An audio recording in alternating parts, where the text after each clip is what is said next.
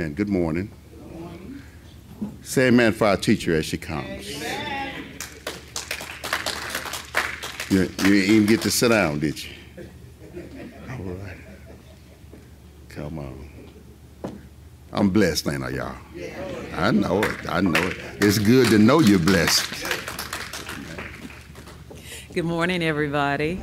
Amen. It's so good to be here this morning. Thank God for Pastor Bland. Thank God for you. As we were pulling up and I saw, the cars that we see, I said, oh, look, that's the Lord's Academy crowd. And I love y'all for that. And I appreciate you for being here. As I say so often, it's would be different if I was just teaching to the seats. And so I don't have to do that this morning. Thank God for you. Thank God for the Word of God. Turn your Bibles to the book of Hosea. The book of Hosea. Great study. Great study. And it's a great study as it relates to the love of God. God's love. Do you know that the very character of God is love? And that's why we walk in contradiction to who he is when we don't love our sisters or brothers.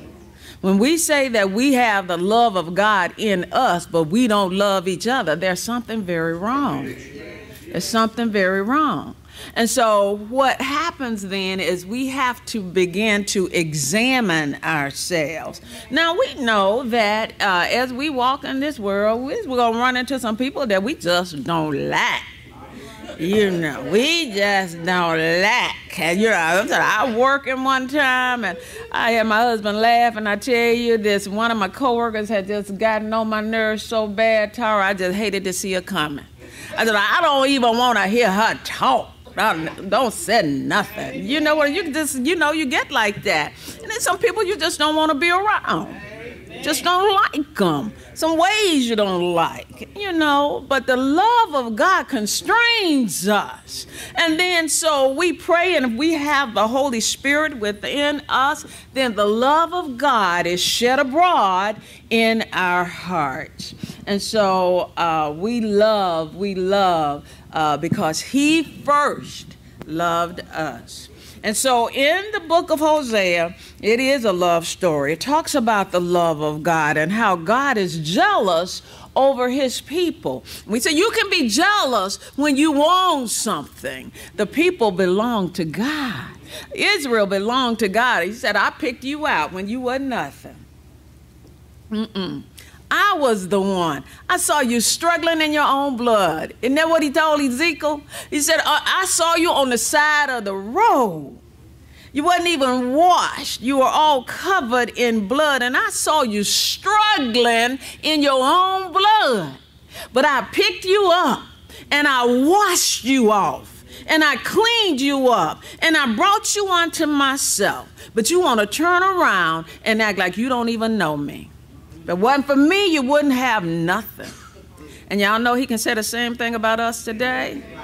He can say the same thing about us today. And so some of the very things that they were guilty of, we are guilty of today. And so we look at them, Israel, a lot of time with criticism, but then we're doing the same things. And so Hosea the prophet, Hosea prophesying to Israel and calls him Ephraim in this book. The Bible says in chapter 1, the word of the Lord that came unto Hosea, the son of Beeri, in the days of Uzziah or Uzziah, Jotham, Ahaz, and Hezekiah, kings of Judah, and in the days of Jeroboam, the son of Joash, king of Israel. The beginning of the word of the Lord by Hosea. And the Lord said to Hosea, take unto thee a wife of whoredoms and children of whoredoms, for the land hath committed great whoredom, departing from the Lord. Now you're in a bad way and you are headed to destruction when you decide to depart from the Lord. That's right. That's a decision you make. That's a decision you make. And I tell you, everybody's grown and everybody makes their own decisions. Right.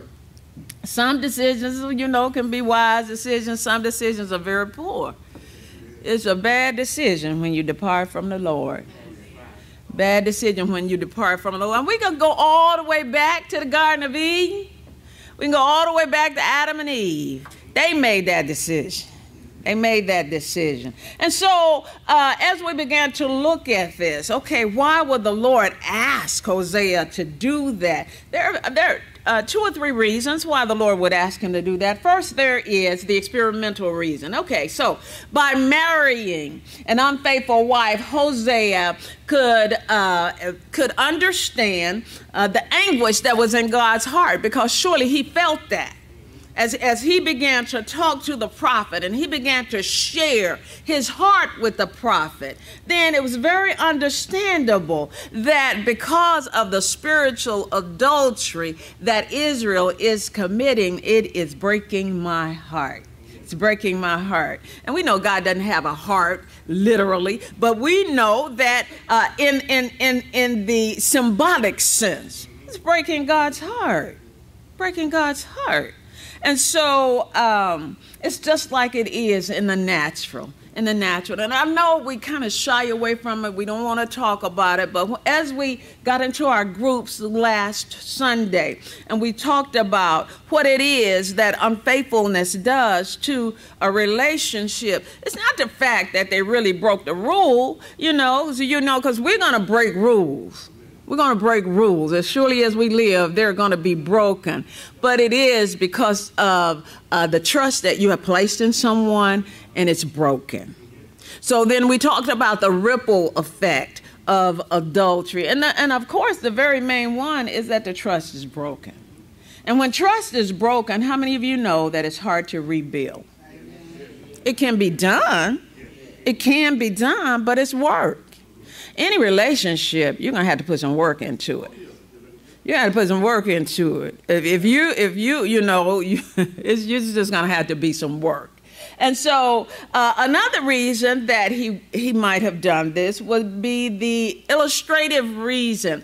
His marriage, Hosea's marriage, then would be an actual action sermon, of course, and then people could actually look at him, and he would be a visible example of how God felt about the separation and the adultery of his people. And then the prophetical reason, God would command him to name his children, as we're getting ready to see, by those titles which would talk about future punishment and then, of course, eventual restoration of Israel. Because we know that even when he talks about here, and let's just go here, he says in verse 3, so he went into Gomer, the daughter of Diblaim, which conceived and bare him a son. And the Lord said unto him, call his name Jezreel. For yet a little while, and I will avenge the blood of Jezreel upon the house of Jehu, and will cause to cease the kingdom of the house of Israel. Jezreel meaning God shows. God shows. So when we look at this book, then the actual 5 characters, Hosea, Gomer, and the children. Okay, so the first child, Jezreel. If you go back to 2 Kings, the 9th chapter, and you don't have to go there. When you go back to 2 Kings, the 9th chapter, Jehu was anointed as king. And God had told him to go and take care of Jezebel's husband, Ahab. Jehu, though, he went down there to do what God told him to do, but he just kind of went overboard. He started killing everybody. And so he shed a lot of blood. And so God says, and I will avenge the blood of Jezreel upon the house of Jehu, and will cause to cease the kingdom of the house of Israel. And it shall come to pass at that day that I will break the bow of Israel in the valley of Jezreel. And she conceived again. So now you see, you know that they had relations. It wasn't that like he was in one half of the house and she was in another half of the house. They were married. So she conceived again and bare a daughter. And God said unto him, call her name Lo-ruhamah, For I will no more have mercy upon the house of Israel, but I will utterly take them away. Now, you know it's bad if God says he's not going to have mercy, because the Bible says his mercy endures forever. His mercy endures forever. So, lo ruama, not loved, unpitied. I don't, you can do what you want to do. You keep doing what you want to do is basically is what he's saying, because I don't care anymore. My mercy, I'm done. I'm done because I'm extending my mercy to you, and you study showing me that you gonna do what you want to do. And then he says, but I will have mercy upon the house of Judah, and will save them by the Lord their God, and will not save them by bow, nor by sword, nor by battle, by horses, nor by horsemen. Now when she had weaned Lo-ruhamah, she conceived and bare a son. Then said God, call his name Lo-ami, for ye are not my people, and I will not be your God.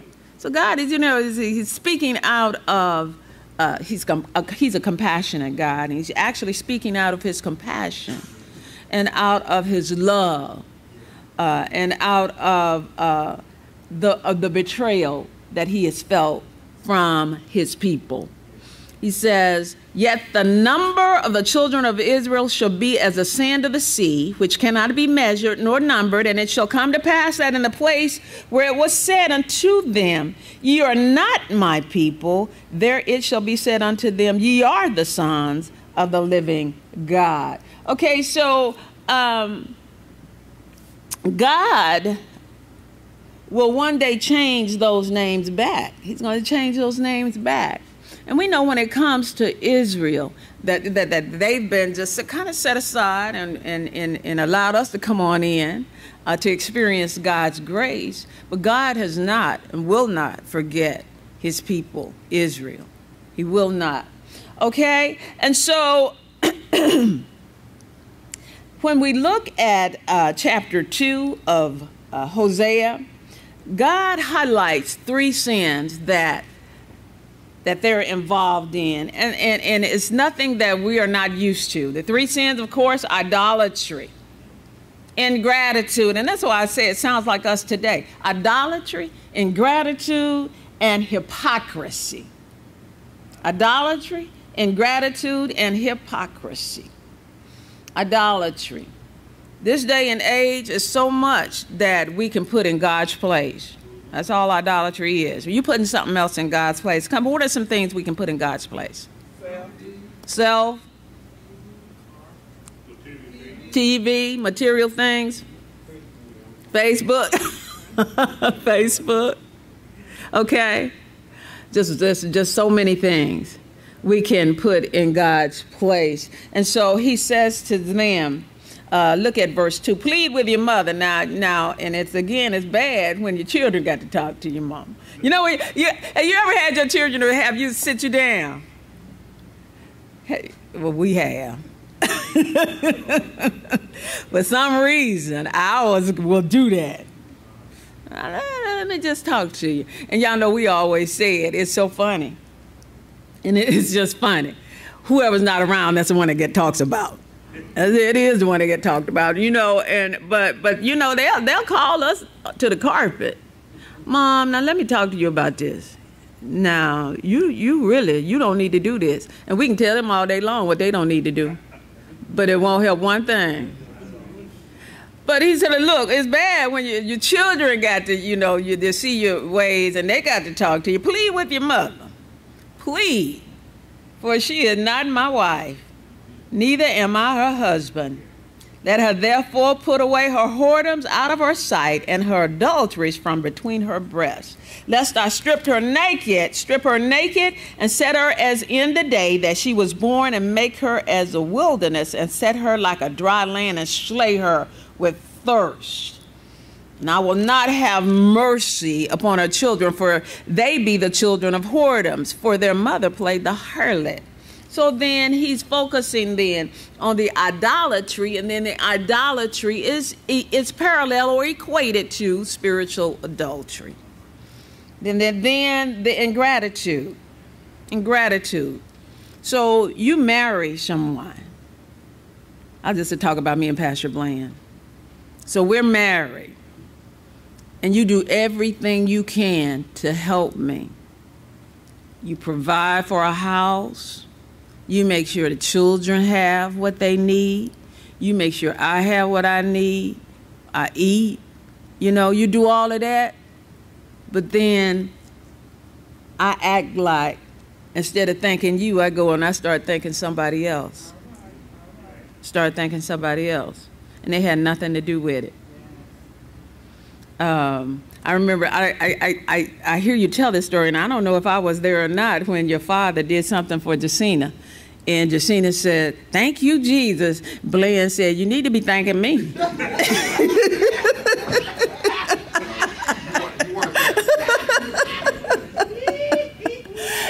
Yeah, my father-in-law was something else.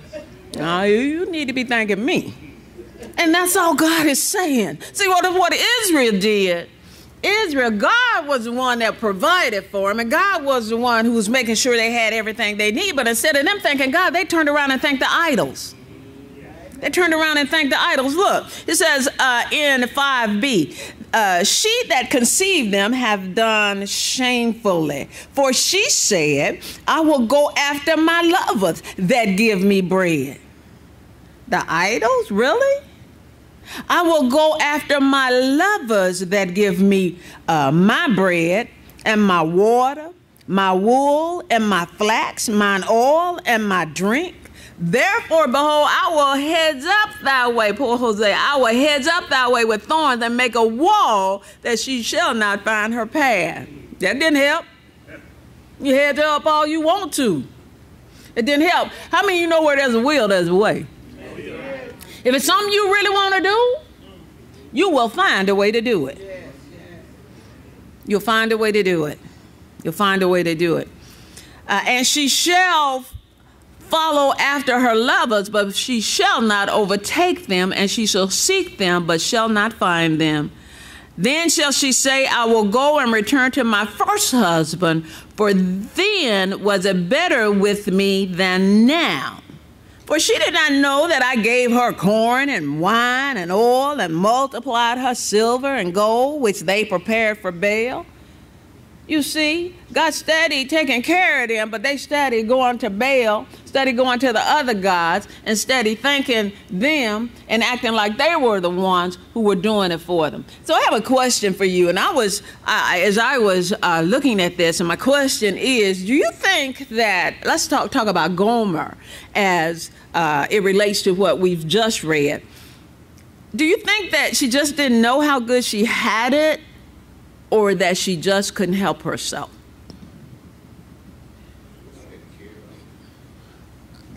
I compare this to Galatians, the 3rd chapter. What's really going on, my understanding is that man wants God to share his glory. Either he's everything or he's nothing. And Paul asked the Galatians in the 3rd chapter, he asked them, say, "Oh, foolish Galatians, who have bewitched you?" You see, God on his own, in order to connect with God, you have to deny yourself. You have to be convinced that there's nothing good in you. You have nothing to bring to him. And then you believe on what he does, and that makes you a new creature. But then, you know, we love ourselves. You know, it's between God and self. Self is the idol. And we love ourselves, you know. And I'm thinking about a guy right now in particular that was really, really pitiful. He was pitiful, and like all of us. And God blessed him and got him off the alcohol and the drugs. And I think he stayed off about 15 years. But my understanding, he's gone back now. But he never gave God the glory. What it was really about, and I used to hear him sometimes say it, you know, the reason he wanted to be sober was I just wanted some respect. You know, because when he was drunk and stuff like that, you know, people looked down on him. He didn't have any money. He couldn't brag about the money he had and all that stuff. And that's what he really wanted. And when he got what he really wanted, God gave it to him and everything. Then he felt like a big shot and everything. And the same way about Israel. Some people can't stand to be blessed. You get along with them very well when they don't have any money, when they don't have this and nothing like that, but let them put 2 quarters together. I'm telling you. And the person that said that money won't affect them, they broke. They broke. I'm telling you, a little money. Okay, anybody else? Let's see another hand. Mother Helen, Pastor Bland, Mother Helen, it has her hand up. Mm-hmm.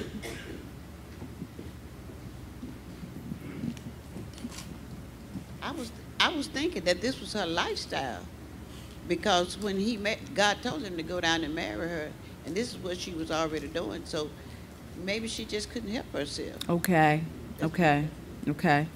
When something is a lifestyle, that means it's ingrained in you, isn't it?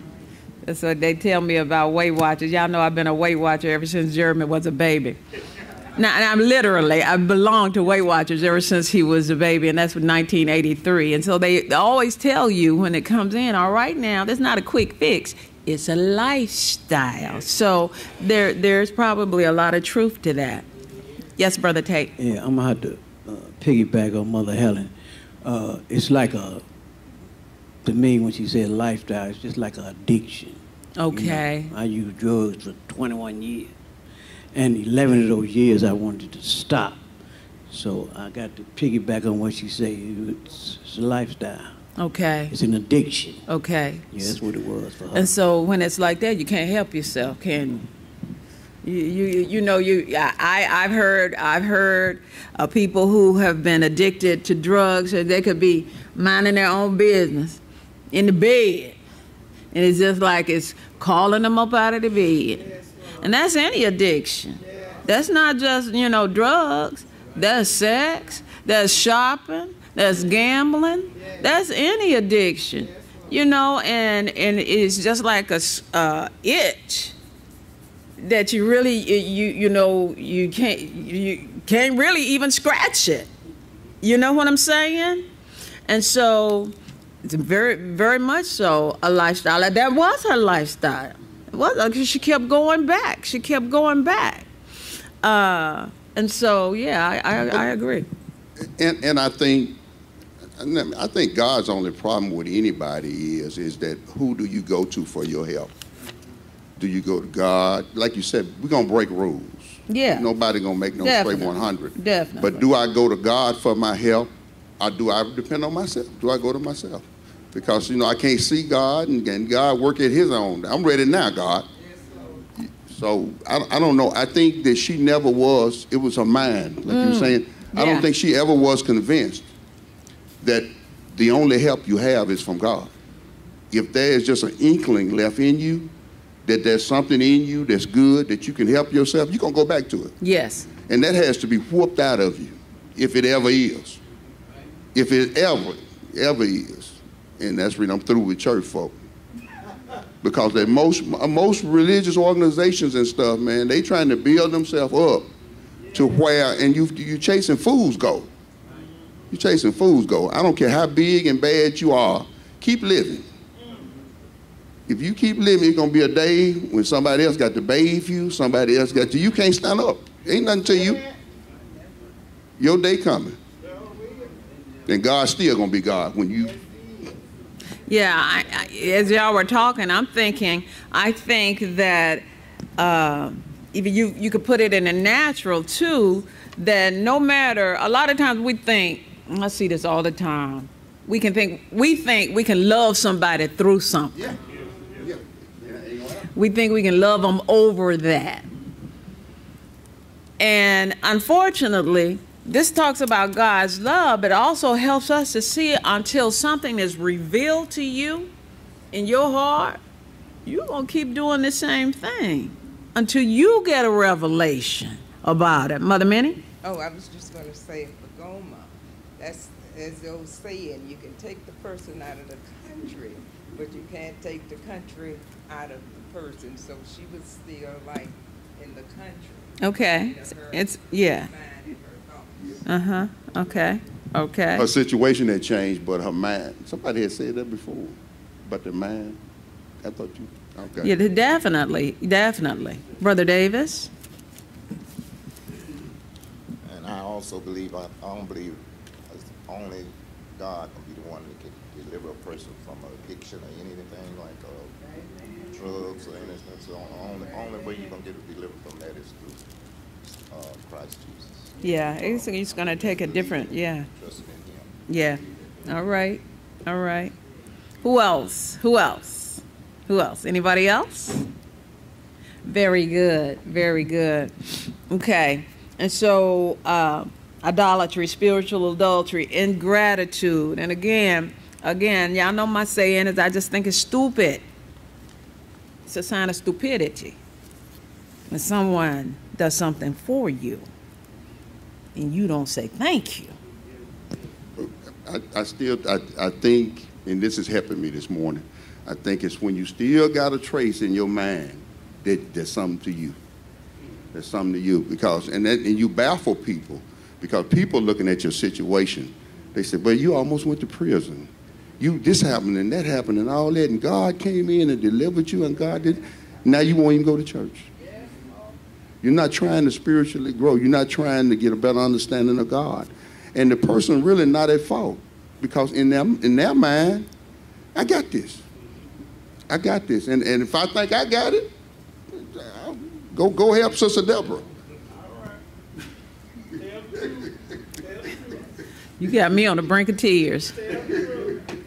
Because that's, you know, when you can see, and every one of us in here can go back, and probably don't even have to go back far. We can go back to see how God, at each steps, has done something to help us. What nobody else could do. What nobody else could do had to be him. We can go back, and then, you know, we get. I use the term bougie. Yeah. We get bougie, and we turn our nose up. You know. Like we did it.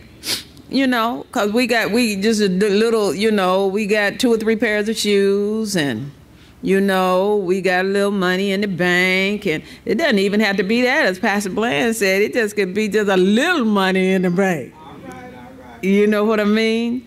And, you know, we get to thinking about who I know. Yes.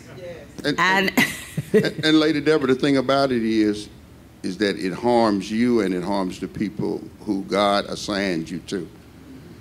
In this community, you know, I've been here all my life just about, and you had certain families, because of what they had and this and that they were in a different category than other people. And it ended up destroying the whole community. Because, see, God don't bless you for you to be no big shot. God bless you to help somebody else. And that didn't happen. It didn't happen, and it ended up destroying all of us. Hell and the dead on the vine. Ain't nothing here. They can come up with all kind of plans they want to come up with. Until you get in line with God's plan, ain't nothing going to happen. Amen. Thank you, Pastor. Anybody else? Talking about the sins that they were guilty of: idolatry, spiritual adultery, ingratitude, and then hypocrisy. Same thing going on today, y'all. Hypocrisy. We saying one thing, but we doing another. Saying one thing, but we doing another. Don't think they never stop going and observing their feast. They kept doing what they were doing. Look at Hosea, and look at verse 10. It says, and now, I'm sorry, chapter 2, verse 10. And now will I discover her lewdness in the sight of her lovers, and none shall deliver her out of mine hand. I will also cause all her mirth to cease, her feast days, her new moons, and her Sabbath, and all her solemn feasts. And I will destroy her vines and her fig trees, whereof she has said, these are my rewards that my lovers have given me. and I will make them a forest, and the beasts of the field shall eat them. And I will visit upon her the days of Balaam, wherein she burned incense to them. And she decked herself with her earrings and her jewels, and she went after her lovers, and forgot me, saith the Lord. You can't have it both ways. And we try to. That's what we say about, when in the natural sense. Okay, all right, so you want to go across town, but then you won't come home at night. You want to have it over there, and then you want to have it here. What you think? What are you thinking about? Now, you can have it one way or the other. And then normally, y'all, what happens is, and this is true from here to heaven, something goes lacking. Yes. You trying to take care of two houses. No good. Somebody comes up short. No good. And that's not a good thing. It's not a good thing. It's not a good thing mentally, physically, spiritually. It's just not. It's just not. It comes up lacking. And then you wonder why everybody looking at you crazy. And then it's so funny because usually what happens is you think you're still doing everything, you think you're still 100. Everything's okay, but you're not. But you're not. And everybody knows it. Everybody knows it. Mother Helen?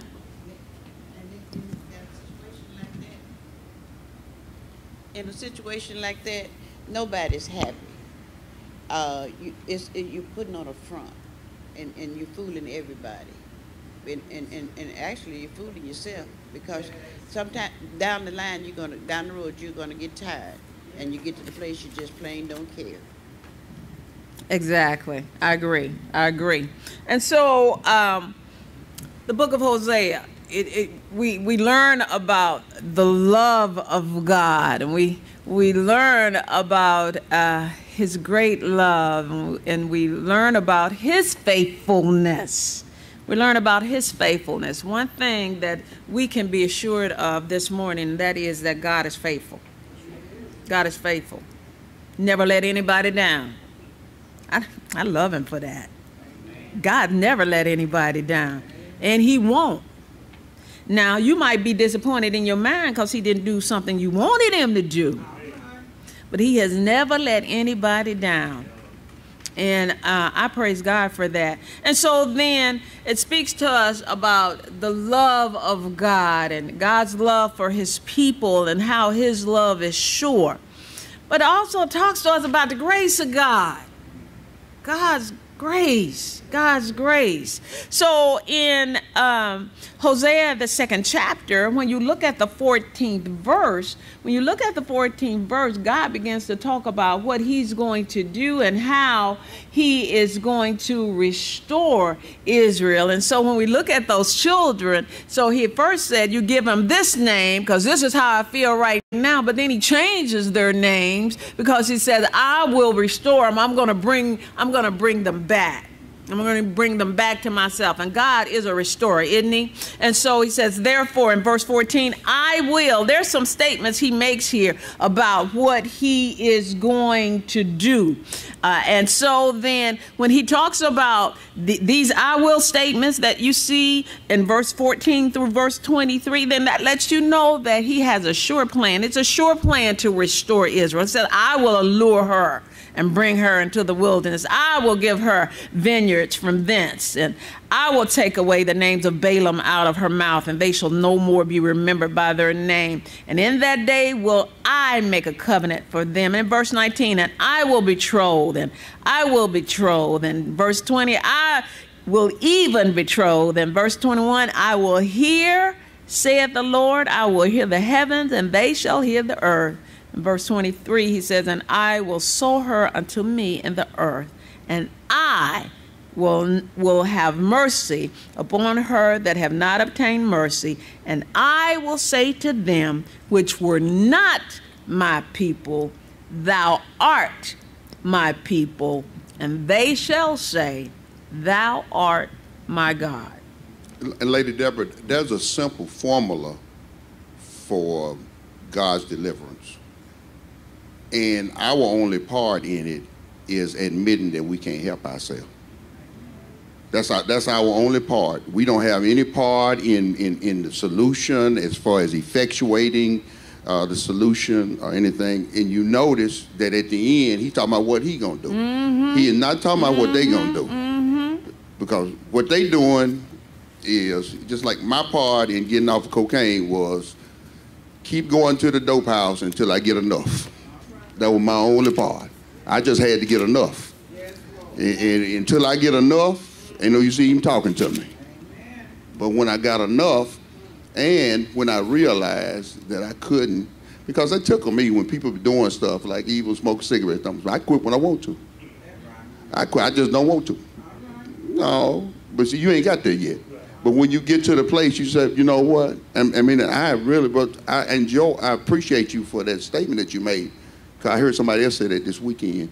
You said you was on drugs for 21 years, and the last 11 you wanted to stop. But you couldn't.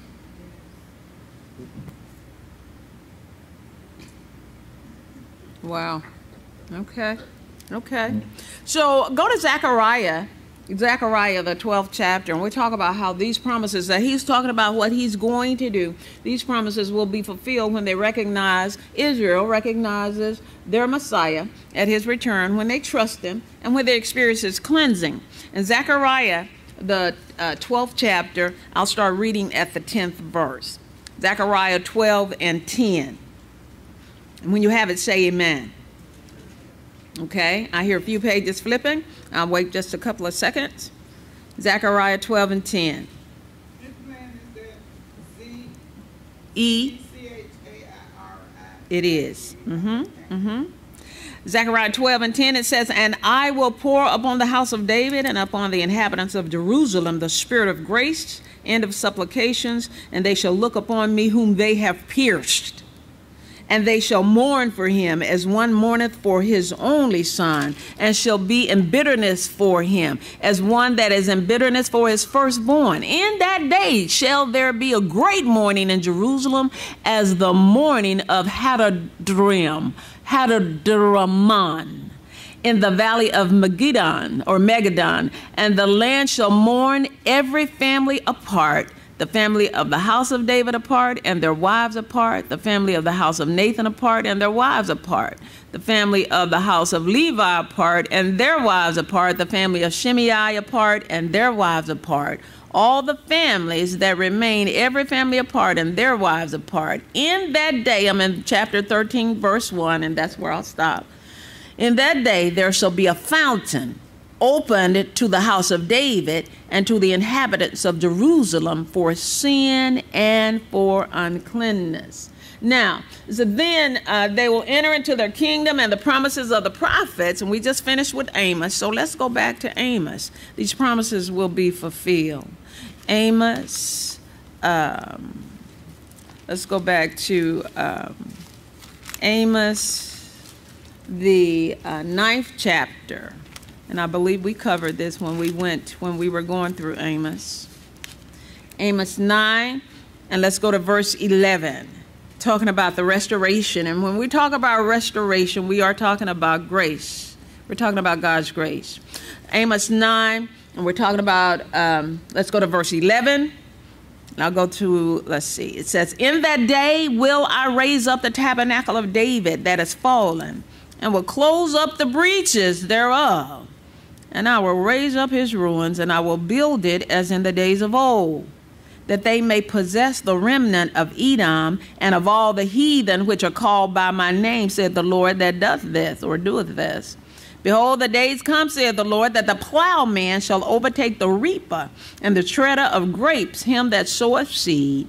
And the mountains shall drop sweet wine, and all the hills shall melt. And I will bring again the captivity of my people of Israel, and they shall build the waste cities and inhabit them, and they shall plant vineyards and drink the wine thereof. They shall also make gardens and eat the fruit of them, and I will plant them upon their land, and they shall no more be pulled up out of their land, which I have given them, saith the Lord thy God. So God, you know, this, as I'm reading, lets me know, aren't we glad that God is not like us? Amen. Aren't we glad about that? Because when we are betrayed, Curtis, we hold on to it. Now, we just, you know, we hold on to it. You know, you can say amen if you want to. I don't know. You may not have experienced this. I don't know, you know.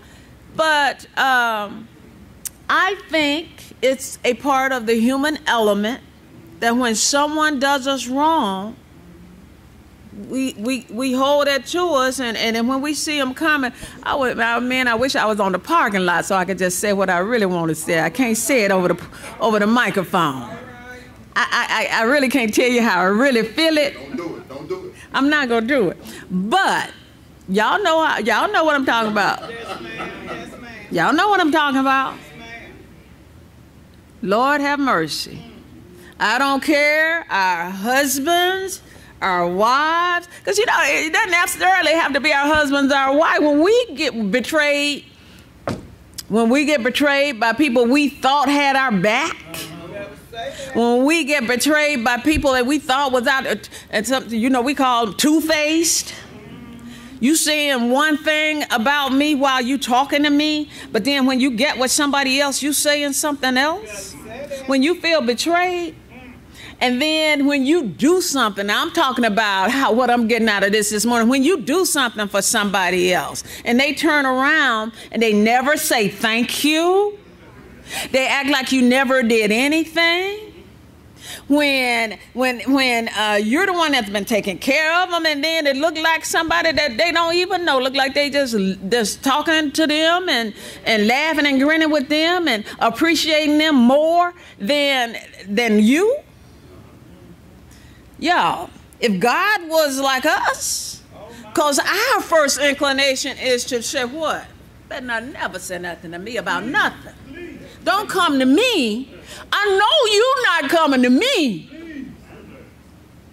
I know you're not the one coming to me. And Lady Deborah, I believe that that's the reason that the solution in life is to deny yourself and to allow the fruit of the Spirit to live in your life, because 99.9% of the world is selfish. And what selfish just means is that I have my interests over yours. You know, but the only somebody I've ever known in my life that had my interest more than was my mama. Everybody else, if you ain't bringing nothing, if you ain't doing nothing for me, I'll holler at you later. So you know, I mean, and I think that my fight against resentments, and resentments is spiritual poison for me. If I'm walking around feeling some type of way about what your selfishness did to me, then the quality of my life has diminished. My quality of my life is diminished. No matter how much money I got, what I'm driving or whatever, because you in my head and you in my spirit and you give them power over it. And that's the reason. And we are not like God. Even if we got the Spirit of God, I have to give the Spirit the freedom to operate in me. I can quench the Spirit, and I can still act out of my flesh. But the fruit of the Spirit is love. 1 Corinthians 13 chapter, verses 4 through 8. It's in the Bible. I can't get around it. And what it says, you know, love is kind.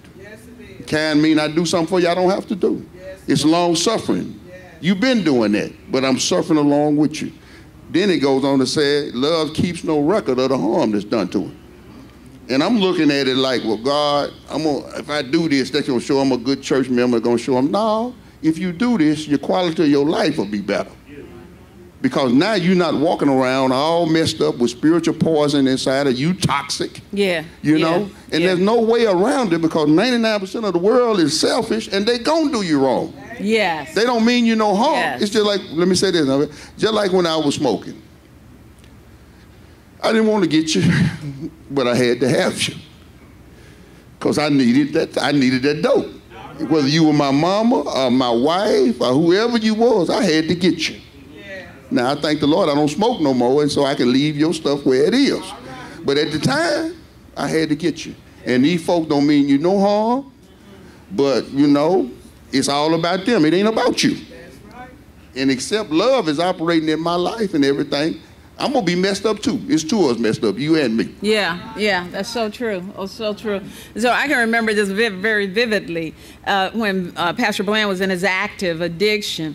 You know, as a spouse, when you really don't really understand the magnitude of it, you know. So you're thinking, like I said, you can love them back or love them to some kind of sanity. You know, love them to some kind of sanity. But Robert, I remember taking the keys and I remember, you know, hiding stuff and, you know, trying to make it where but that, no, until you come. You know what I'm saying? Yeah. Brother Tate. Flashing back, you know, and thinking, you know, when I was in the world, you know, smoking wasn't even, I never smoked. I shot dope, you know, I shot heroin, you know. And I was just thinking, just recently, I ain't gonna say no name because it's here, you know, 'cause I come from Chicago. But anyway, this guy came to me and asked me to help him. And I helped him. But at the end of the road, he turned against me, you know. And my flesh wanted me to go back to the streets of Chicago. But by me being God-centered, you know what I mean, I didn't say nothing, you know. I owed him some money, you know what I mean. I continued to pay him, you know. I paid him, you know, and paid him, you know. I got my debt cleared away. But at the when I went to go do this job, he had told the people that he gonna do it, you know. So when I saw him, I didn't even say nothing, you know what I mean? You know, flesh wanted to say something. But the Spirit said, now, how you gonna act? Not how you doing, but how you living. You know what I mean? I can't be talking about I'm this and I'm that, and I'm working for the Lord, then go out there on the 185 and got a spike in my arm or a pistol on my hip. You know what I'm saying? And when I see this guy, I'm holding on to this resentment. You know what I'm saying? Resentment. Yeah. But yeah. God said, "I'll fight your battles." You know. All right. And all right. y'all.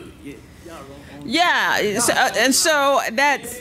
And, you know, so as Pastor has alluded to, the resentment is not helping you at all. It's not helping you at all. And what we find out about resentments, especially when we hold a resentment in towards somebody, they going on. Hey, think about you. Think about you. They're going on to somebody else to create another resentment with somebody else, and you stuck. And so it causes a type of paralysis for you, and it's a spiritual paralysis. And we cannot not afford to be spiritually paralyzed. And like I say, you even mess yourself up further if you're sitting up talking about why.